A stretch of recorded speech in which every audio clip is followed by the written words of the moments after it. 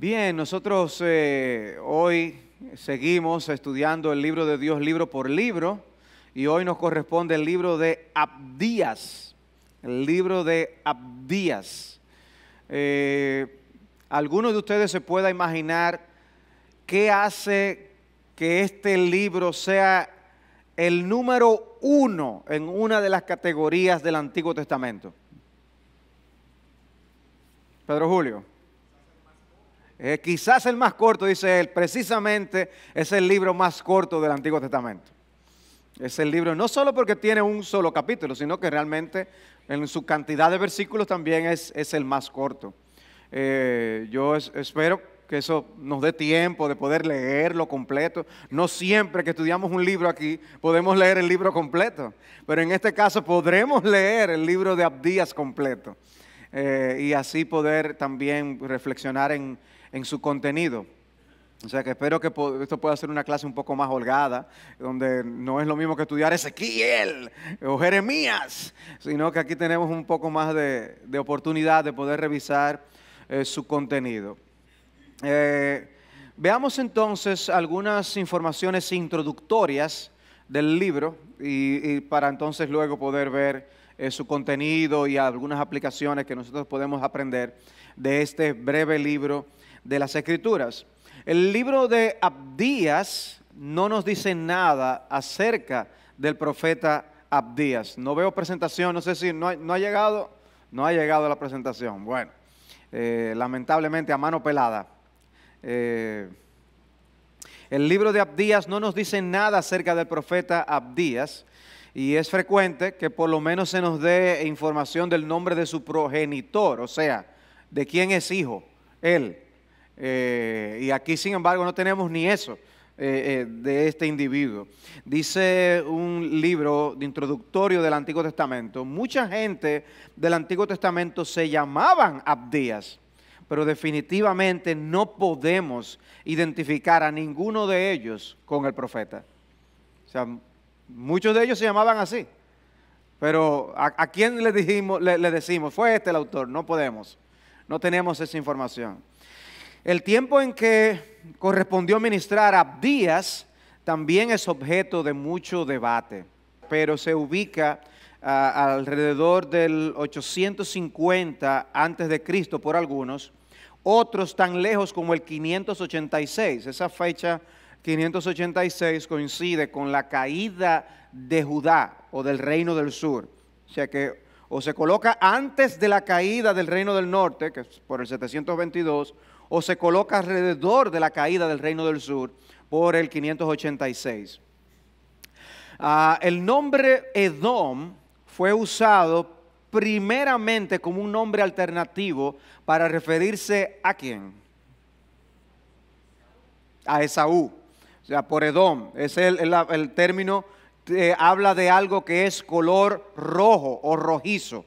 Y si recuerdan, fue referente al evento que ocurrió con ellos, con Jacob y Esaú, de cuando llega Esaú con mucha hambre y le pide de ese caldo rojo que él tiene. Pues a partir de ese momento es que él es identificado de esa manera y entonces sus descendientes luego también se aplicó a ellos, y eso lo vemos en Génesis capítulo 36, con donde tenemos la genealogía de Esaú. La tirantez entre Jacob y Esaú continuó representada en sus descendientes. O sea que no solamente hubo problemas entre Jacob y Esaú, sino que sus propios descendientes siguieron con esa tirantez. Aunque ellos como hermanos se reconciliaron, la verdad es que como pueblos tuvieron sus diferencias. Pero de manera específica, Edom hacia los israelitas, ellos de manera particular tuvieron esa dificultad. Y ustedes podrán recordar un evento de cuando el pueblo de Israel sale de la esclavitud en Egipto. Ellos van camino a poder invadir, ¿no?, la tierra prometida, y ellos van a pasar por la tierra de los edomitas. Ellos piden la autorización y los de Edom le niegan el permiso. Eso está en Números capítulo 20, versículo 14, donde dice: Moisés envió mensajeros desde Cades al rey de Edom, diciendo: así ha dicho tu hermano Israel, tú sabes todas las dificultades que nos han sobrevenido, que nuestros padres descendieron a Egipto y estuvimos por largo tiempo en Egipto, y los egipcios nos maltrataron a nosotros y a nuestros padres. Pero cuando clamamos al Señor, Él oyó nuestra voz y envió un ángel y nos sacó de Egipto. Ahora mira, estamos en Cades, un pueblo de la frontera de tu territorio. Permítenos por favor pasar por tu tierra. No pasaremos por campo labrado, ni por viñedo, ni siquiera beberemos agua de pozo. Están diciendo, nosotros no vamos a usar nada de lo de ustedes. Iremos por el camino real sin volver a la derecha ni a la izquierda hasta que crucemos tu territorio. Pero Edom le respondió, tú no pasarás por mi tierra para que no salga yo con espada a tu encuentro. Entonces los hijos de Israel le contestaron, iremos por el camino principal, y si yo y mi ganado bebemos de tu agua, entonces te pagaré su precio. Solamente déjame pasar a pie nada más. Pero él dijo, tú no pasarás. Y Edom salió a su encuentro con mucha gente y con mano fuerte. O sea que los edomitas no permitieron que este pueblo pasara por allí a través de su territorio. No sé si ya tienes acceso a alguno de los mapas. Yo quisiera que tú pudieras poner por lo menos el primero y el segundo de ellos que están allí en el documento, para poder mostrar algo, una idea de la ubicación de Edom y de la ruta que los israelitas tuvieron que pasar. En este mapa ustedes pueden ver en letras mayúsculas se encuentran algunas de las regiones de estos países. Están los amonitas, Amón, Moab, y más abajo ustedes ven Edom. Ese era el área en donde estaban localizados ellos básicamente. Recuerden, los israelitas vienen del sur. Si puede pasar al otro mapa, por favor. Los israelitas vienen del sur y porque están subiendo del área de Sinaí, toda esa área por donde estuvieron divagando por 40 años. Y ellos entonces tienen que dar una vuelta rodeando Edom, un camino mucho más agreste, una ruta mucho más difícil, porque el Señor les dijo, no se vayan en guerra contra ellos. Ustedes pueden ver ahí está Edom en verde, pues ustedes pueden ver la raya que va bordeando Edom. Esa fue la ruta que el pueblo de Israel tuvo que tomar probablemente para evitar el conflicto con los edomitas. O sea, pero ¿qué significó eso para los israelitas? Debió significar un mucho mayor esfuerzo con una multitud como la que ellos andaban por un camino tan difícil. En Deuteronomio 2, narrando esta experiencia, en el versículo 8 dice, pasamos pues de largo a nuestros hermanos los hijos de Esaú que habitan en Seir, lejos del camino del Arabá, lejos de Elat y de Esión-Geber, o sea, lejos de los lugares más conocidos, y nos volvimos y pasamos por el camino del desierto de Moab. O sea, ellos tuvieron que internarse por un desierto para poder cruzar, porque los edomitas no se lo permitieron. Los edomitas también tuvieron otros conflictos con los israelitas. En el segundo libro de Crónicas, capítulo 20, aparece una coalición que pelea contra Josafat. Y allí se mencionan los moabitas y los amonitas como los que iban en esa guerra, que fueron las otras áreas que ustedes vieron en el mapa. Pero algunas versiones de ese texto de segundo de Crónicas 20 narra que también los meunitas se unieron a los amonitas y a los moabitas. Y se identifica históricamente a los meunitas con un grupo de edomitas. O sea que también los edomitas aprovechan esta coalición que hace Amón y Moab y se unen a ellos para pelear contra Israel. O sea que una vez más, otro conflicto que nosotros podemos ver que se deriva de esto. No sé si ahí tienes acceso ya al siguiente mapa, sencillamente para mostrarles a los meunitas y dónde están. En segundo de Crónicas 20, 1 y 2 hace referencia a esos meunitas en algunas versiones bíblicas. Otros textos repiten la palabra moabitas, pero muy probablemente a lo que está haciendo referencia son a esos edomitas. Si ustedes ven abajo, a la derecha, dice una región y menciona a los meunitas. Eso está en el territorio de Edom. O sea que también, una vez más, otro conflicto que ellos tienen con el pueblo de Israel. Unos años más tarde, durante el reinado de Joram, Edom le hace oposición a Israel por unos 40 años. Y hay referencias al texto de este conflicto. Eso es el capítulo 21 de Segundo de Crónicas. Dice, en sus días se rebeló Edom contra el dominio de Judá y pusieron rey sobre ellos. Entonces pasó Joram con sus jefes y todos sus carros con él. Y aconteció que se levantó de noche y atacó a los edomitas que lo tenían cercado, a él y a los jefes de sus carros. Y Edom se rebeló contra el dominio de Judá hasta el día de hoy. Entonces Libna se rebeló en ese mismo tiempo contra su dominio, porque él había abandonado al Señor Dios de sus padres. Pero ven una vez más, conflicto, conflicto, conflicto. En los inicios del siglo VIII, Amasías derrotó a Edom en el valle de Sal, y según Segundo de Reyes 14:7, mató a 10,000 edomitas. ¿Aquietó eso a los edomitas para que estuvieran quietos allí? De ninguna manera.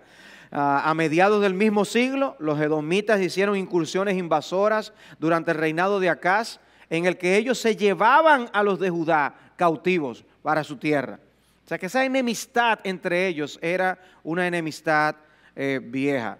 Hay una foto que yo tomé, realmente no, una foto que encontré acerca de Edom, cerca de un wadi. Un wadi es un área que sería un río si hubiera agua, pero le llaman wadi porque están secos, están vacíos. Pero si llueve mucho, por ahí eso se llena de agua. Pero son caminos que las personas utilizan en sus travesías. Sencillamente para que ustedes tengan una idea del tipo de ambiente en el que al que nos estamos refiriendo, en el que ellos se desempeñaban, se desenvolvían y por donde el pueblo de Israel tenía que correr. Eso en cuanto a informaciones acerca de el libro en sentido general, algunas informaciones introductorias. Veamos ahora el contenido del libro y veamos este contenido bajo dos encabezados principales. El primer encabezado es palabras de juicio contra Edom. O sea, este libro está dedicado a los edomitas.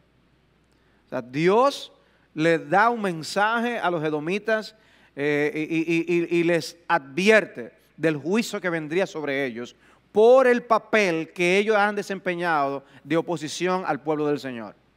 ¿Ok? Entonces, en esas palabras de juicio, los primeros 3 versículos nos describen la arrogancia de Edom. Dios hace un diagnóstico y el diagnóstico dice que el problema, la enfermedad de Edom era que era un pueblo arrogante. Dice así los versículos del 1 al 3. Visión de Abdías.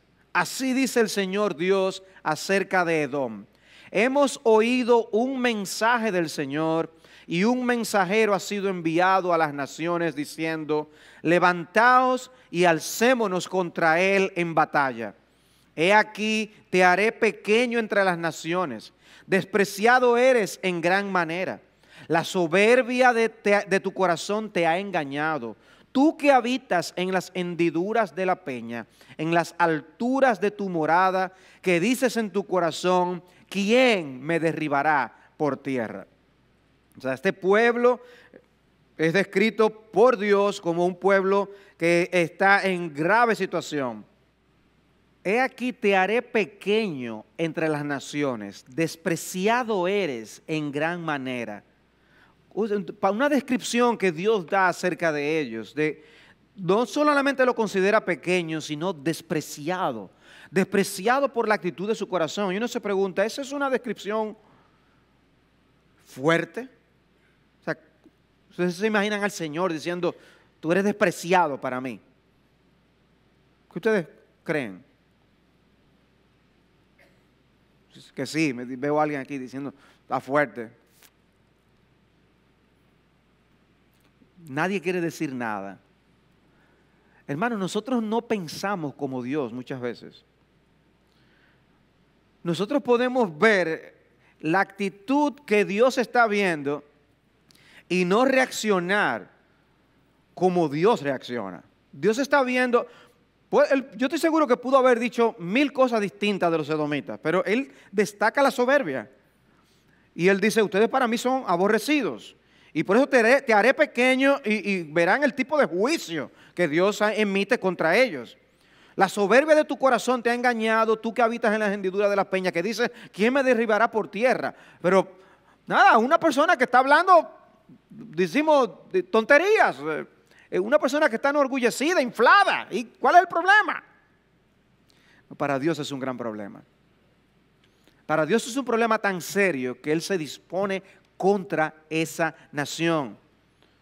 Ellos estaban orgullosos de su geografía, dice allí. Tú que habitas en las hendiduras de la peña. Y si hay la posibilidad de poner la foto siguiente, Katy, ustedes pueden observar cómo ciertamente en el mapa que les mostramos estaba la ciudad de Petra. En Petra está esta edificación que ustedes pueden ver que el acceso es a través precisamente de la hendidura de una peña. En lo que encuentran en la foto. Estaban orgullosos también de su efectividad diplomática. Ellos tenían alianzas, eran buenos. Bueno, está la edificación de Petra. Ustedes pueden ver cómo dice, ellos podían edificar en lugares para el acceso, era a través de hendiduras de peñas. Habían personas que decían que con solo 6 guerreros que se colocaran apropiadamente, ningún ejército podía penetrar por ahí. O sea, del tipo de seguridad que ellos podían tener. Y ellos se enorgullecían de eso. Y por eso él dice, tú dices en tu corazón, ¿quién me derribará a mí por tierra? Dice, porque el acceso era imposible. Y Dios está en contra de esa soberbia. Ellos estaban orgullosos de su geografía, estaban orgullosos de la efectividad diplomática. El versículo 7 habla de los aliados que ellos habían podido hacer. Fíjense cómo ellos se hacían aliados aún de los babilonios. Se hicieron aliados de los amonitas y moabitas contra Israel. Pero también estaban orgullosos de sus sabios y de su cosmovisión. En el versículo 8 dice, no destruiré en aquel día, declara el Señor, a los sabios de Edom y el entendimiento del monte de Esaú. Dice, ellos tenían, no, nosotros tenemos gente sabia. Nosotros tenemos gente muy conocedora. Y Dios también estaba en contra de esa soberbia. Y voy a mencionar un poco de esto en la aplicación de cómo nosotros, hermanos, aprendemos de este diagnóstico que Dios hace de Edom. Y el hecho de que Dios se fija tanto en eso. Y de cuánto Dios aborrece el pecado de la soberbia y del orgullo. Para que nosotros aprendamos también una lección. Yo creo que es uno de los propósitos de este libro. Pero en segundo lugar, dentro de estas palabras de juicio que Dios emite contra Edom, vemos unas palabras de humillación. Luego de hablar de la soberbia de Edom, los versículos 4 al 9 nos presentan la humillación de Edom. Todo lo que sube tiene que bajar. Dice el versículo 4, aunque te remontes como el águila y aunque entre las estrellas pongas tu nido, de allí te derribaré, declara el Señor. Si vinieran a ti ladrones o salteadores de noche, ¿cómo quedarías arruinado? ¿No robarían hasta que les bastara? Si vinieran a ti vendimiadores, ¿no dejarían rebuscos? ¿Cómo será escudriñado Esaú y rebuscados sus tesoros escondidos? Hasta la frontera te echarán todos tus aliados, te engañarán, te dominarán los que están en paz contigo. Los que comen tu pan tenderán emboscada contra ti, no hay entendimiento en él. No destruiré en aquel día, declara el Señor, a los sabios de Edom y el entendimiento del monte de Esaú. Entonces tus valientes serán atemorizados o teman, de modo que todo hombre será cortado del monte de Esaú con muerte violenta.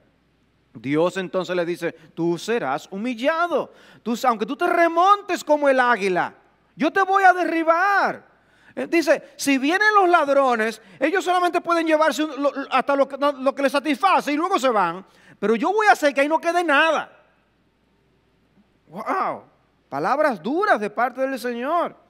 Te echarán tus aliados. Eso tú te enorgulleces tanto de tu diplomacia. Tus aliados te van a engañar a ti. Y se van a poner en contra tuya. Te dominarán los que están en paz contigo. A ti te van a hacer emboscada. Tus amigos te van a hacer emboscada. Tener a Dios de enemigo es lo peor que le puede pasar a un hombre. Y ellos se habían ido en contra del pueblo de Dios. Y eso trae consecuencias. Esa sección nos demuestra, hermanos, lo que Dios ha dicho de múltiples maneras en las Escrituras. Dios aborrece la soberbia. Pero no solo la aborrece, Dios la juzga.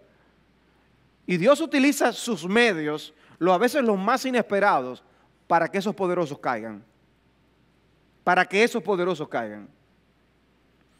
Y nosotros tenemos que seguir orando para que algunos de esos poderosos que están en nuestro país y que vienen de otros países para estar en nuestro país también caigan.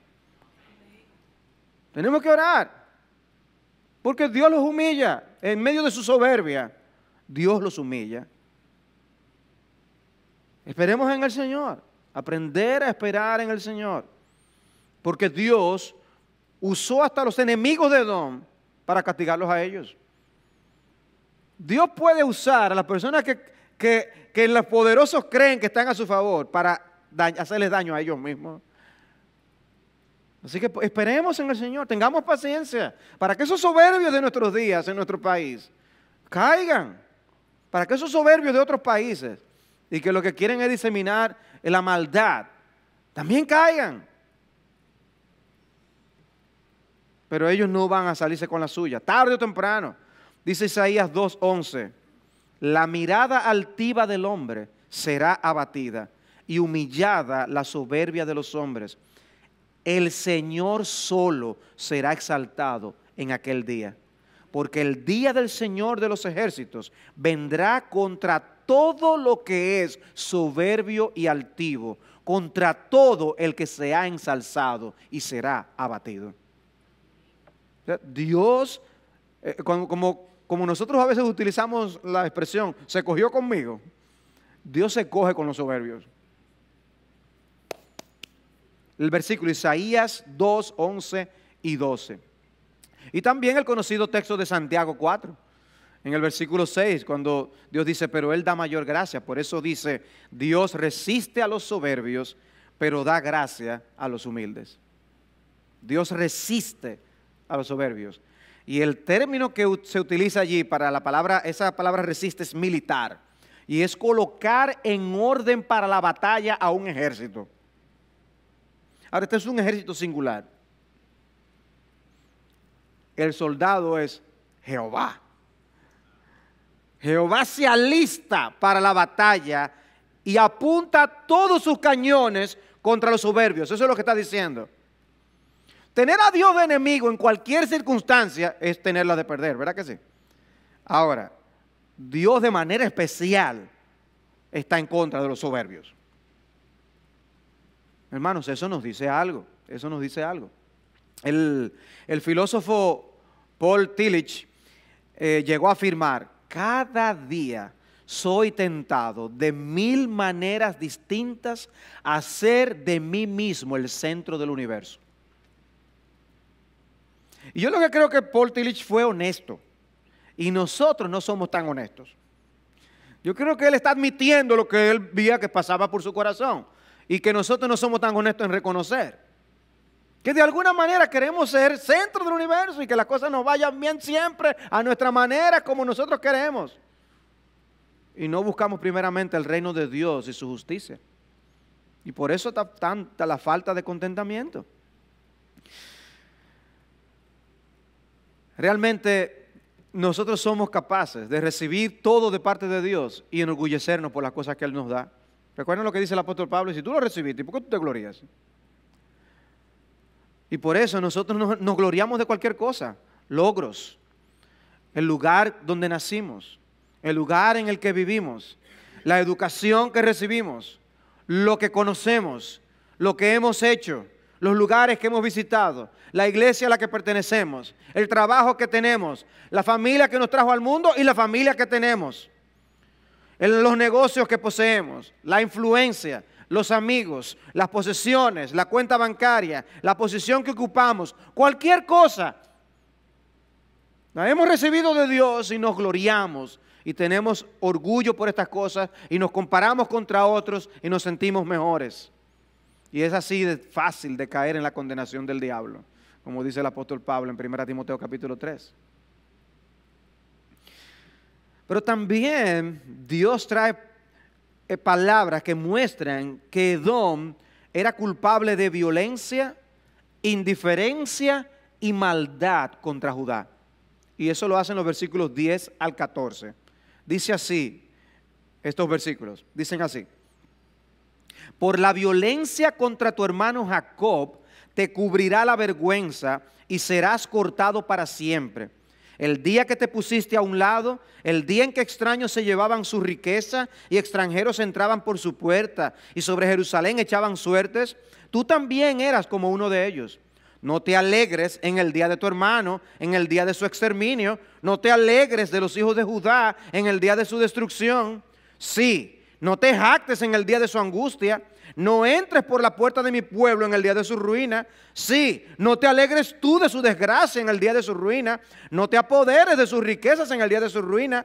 No te apostes en la encrucijada para exterminar a sus fugitivos. Y no entregues a sus sobrevivientes en el día de su angustia. ¿Qué pasó con Edom? O sea, Dios estaba castigando a su pueblo. De eso los profetas nos han dado muestras múltiples. Tanto los profetas mayores como los profetas menores. Dios juzgando a su pueblo por causa de la idolatría, por haberle abandonado a él. Dios está castigando a su pueblo. Ahora, en medio de esto, Edom, imagínense, ellos están gozosos. Está bueno que te pase. Eso es lo que estaba pasando con Edom. Coge ahí. ¿Y saben qué hace Dios? Dios ahora emite juicio por ellos alegrarse contra lo que le estaba pasando a Judá. Ajá. Dice, pues tú vas a ser juzgado por la actitud que tú tuviste de alegría cuando mi pueblo estaba pasando por eso. Por eso dice, por la violencia contra tu hermano Jacob. Ellos fueron violentos, ellos actuaron en contra de ellos. Y si serás cortado para siempre. Dice, el día que te pusiste a un lado, ellos necesitando ayuda y tú miraste para otro lado. Dice, por eso también te voy a juzgar. Cuando se estaban llevando la riqueza de ellos, cuando se los estaban llevando hacia el extranjero y tú no hiciste nada. Pero por esa alegría, por ese gozo cuando ellos le estaban pasando todo eso. Fíjense que en el versículo 14 dice, no te apostes en la encrucijada para exterminar a sus fugitivos. ¿Saben qué llegaron ellos los edomitas a hacer? Que cuando los babilonios fueron y se los estaban llevando a ellos y se fueron contra ellos, algunos israelitas trataron de escapar. Pues ellos se ponían a acecharlo para agarrar a los que se estaban escapando. Y algunos lo mataban ellos mismos y a otros se lo devolvían a los babilonios. Y Dios les tomó eso en cuenta. Dice, no entregues a sus sobrevivientes en el día de su angustia. O sea que Dios le está demandando por esa actitud que tuvieron contra Israel. Dice el Salmo 137 en el versículo 7. Recuerda, oh Señor, contra los hijos de Edom el día de Jerusalén, quienes dijeron, arrasadla, arrasadla hasta sus cimientos. O sea, el salmista está orando y el pueblo dice, Señor, acuérdate de lo que ellos nos hicieron. Como ellos te pidieron a ti que ellos anhelaron que nosotros fuéramos arrasados. Cuando gritaron, arrasadla, arrasadla hasta sus cimientos. Dice, acuérdate de lo que dijeron los hijos de Edom. En Ezequiel 25:12 dice, así dice el Señor Dios, por cuanto Edom ha obrado vengativamente contra la casa de Judá, ha incurrido en grave culpa y se ha vengado de ellos el Señor. Wow. Dios le tomó en cuenta a Edom esto. Lamentaciones 4:22 dice, se ha completado el castigo de tu iniquidad, hija de Sión. No volverá a él a desterrarte, mas castigará tu iniquidad, hija de Edom. Pondrá al descubierto tus pecados. Dios estaba trayendo a la luz los pecados de Edom. Ahora es interesante cómo Dios llama a Edom hermana de Israel. Por la relación que tenían de cercanía, porque recuerden, eran hermanos, Esaú y Jacob. Dice, tú trataste así a tu hermano. Pero el libro no solamente termina con estas palabras de denuncia contra Edom, sino que ahora también trae unas palabras finales que contienen juicio, pero también terminan con una nota más victoriosa. Dice el versículo 15, palabras sobre el día del Señor, porque se acerca el día del Señor sobre todas las naciones. Estaba hablando de Edom. Como tú has hecho, te será hecho. Tus acciones recaerán sobre tu cabeza. Como vosotros bebisteis en mi santo monte, así beberán continuamente todas las naciones. Beberán y tragarán, y serán como si no hubieran sido. Pero en el monte Sión quedará un remanente y será lugar santo, y la casa de Jacob volverá a tomar sus posesiones.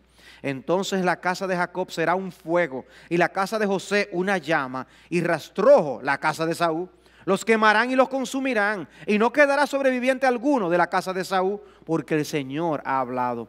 Entonces los del Negev poseerán el monte de Saúl, y los de la Cefela la llanura de los filisteos. Poseerán también el territorio de Efraín y el territorio de Samaria. Y Benjamín poseerá Galaad, y los desterrados de este ejército de los hijos de Israel que están entre los cananeos hasta Sarepta, y los desterrados de Jerusalén que están en Sefarat poseerán las ciudades del Negev. Y subirán libertadores al monte Sión para juzgar al monte de Saúl, y el reino será del Señor. El juicio de Dios será conforme a las obras, y será un juicio justo, correspondiente a cada caso. Como tú has hecho, te será hecho. Wow, que Dios juzgue a cada quien por lo que ha hecho, eso son malas noticias para los pecadores. Muy malas noticias para los pecadores. Y así con esta nota de lo que será la maldición para los enemigos del pueblo de Dios, eso mismo se convertirá en una bendición para el pueblo de Dios. Y esa es la misma nota que tiene el libro de Apocalipsis. El libro de Apocalipsis dice, ha caído Babilonia, para referirse al mundo, a este sistema opositor a Dios en el que vivimos. Y dice, ahora cante y celebre el pueblo de Dios en Apocalipsis capítulo 19, porque la gran Babilonia ha caído. En otras palabras, por fin se hará justicia. Por fin, Señor, y el pueblo de Dios cantará en medio de la derrota de este sistema mundial. Y eso es lo que Dios está trayendo. Para los enemigos, una maldición. Edom, todos los territorios de los edomitas serán entregados en manos de otros. Eso es lo que está diciendo. Y los benjamitas tendrán tal tierra, y los de aquellos tendrán tal tierra, y Dios va a repartir las cosas de sus enemigos. Eso es lo que está diciendo el Señor. Dios amenaza, dice, hay malas noticias para los enemigos del Señor, que se constituyen en buenas noticias para el pueblo de Dios. Los que hoy son enemigos de nuestro Dios, recibirán el peso de su justicia. Y en esa misma acción, el pueblo de Dios recibirá consolación. Unas palabras finales de aplicación, amados hermanos. Primero, nuestro Dios es el Rey de Reyes. Un oráculo como el de Abdías nos enseña que el gobierno del Señor es universal, que Jehová no era únicamente Dios de Israel, sino también el Dios de las naciones. Dice el Salmo 47:2, porque el Señor el Altísimo es digno de ser temido, Rey grande es sobre toda la tierra. Dice una Biblia de estudio, aunque pudiera parecer en ocasiones que el mal triunfa, este libro deja ver claramente que Dios está en control y que enderezará todo lo torcido. El reino de este mundo va a caer, mientras el reino de nuestro Dios permanecerá. Dice, la última frase del libro de Abdías es, y el reino será del Señor. Y el reino será del Señor. ¿No les suena a lo que dice Apocalipsis 11, versículo 15? El reino del mundo ha venido a ser del reino de nuestro Señor y de su Cristo, y Él reinará por los siglos de los siglos. Pero también este libro nos muestra que Dios es fiel a sus promesas. El pueblo de Israel parecía que iba a desaparecer, que le iba bien a los enemigos, pero no. Dios había dicho hacía mucho tiempo a Abraham, bendeciré a los que te bendigan, y al que te maldiga, maldeciré. Y eso se cumplió. Lo que Edom hizo el pueblo de Dios nunca fue olvidado. Y encontramos así ese eco en el libro de Apocalipsis, cuando se habla de juzgar a los que persiguieron a los creyentes en Apocalipsis 6, 9 y 10. Él ha prometido vengar a los suyos, Romanos 12, 19, 2 Tesalonicenses capítulo 1. Dios ha prometido juzgar a los que persiguen al pueblo de Dios. Ha prometido ayudarnos en medio de las aflicciones, pero también ejecutará juicio contra los enemigos de su iglesia. Y finalmente, este libro nos muestra que Dios toma el pecado muy en serio. Los pecados nacionales de Edom no le fueron indiferentes, como tampoco lo fueron los pecados de Judá y de Israel. Y lo mismo podemos decir de los pecados individuales, amados hermanos. Los ojos de Dios se pasean por toda la tierra. Es imposible escapar de su mirada, y es por eso que leemos en el contexto del diluvio que el Señor miró la gran forma en que los habitantes del mundo se habían corrompido en Génesis capítulo 6. Y lo que ocurrió después no nos deja dudas con respecto a la seriedad con que Dios ve el pecado. Dios envió a un diluvio que destruyó toda vida de la tierra.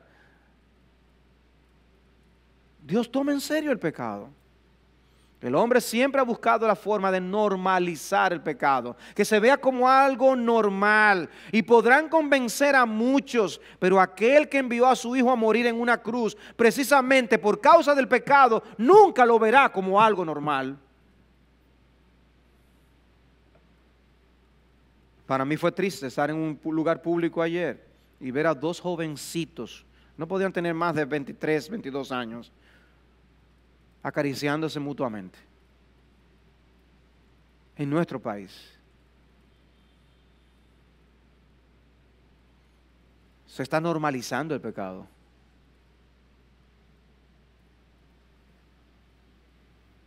Dios abomina el pecado. Dios juzgará el pecado.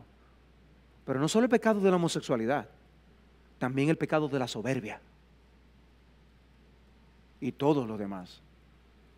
Señor nos libre. Pero el libro termina con esa nota de que el reino será de nuestro Dios. ¿Y cómo? Bueno, ahí es donde nosotros, qué bueno que tenemos el resto de las Escrituras, que nos muestra que la forma es a través de Jesucristo. Que la forma es a través de Jesucristo. ¿Qué conflicto nos presenta el libro de Abdías? ¿O el conflicto entre la simiente de la mujer y la simiente de la serpiente? Ese conflicto. Y por eso fue que Dios amó a Jacob y aborreció a Esaú. Y Pablo lo explica muy bien en Romanos capítulo 9. Dios dice que la salvación está solamente en sus manos.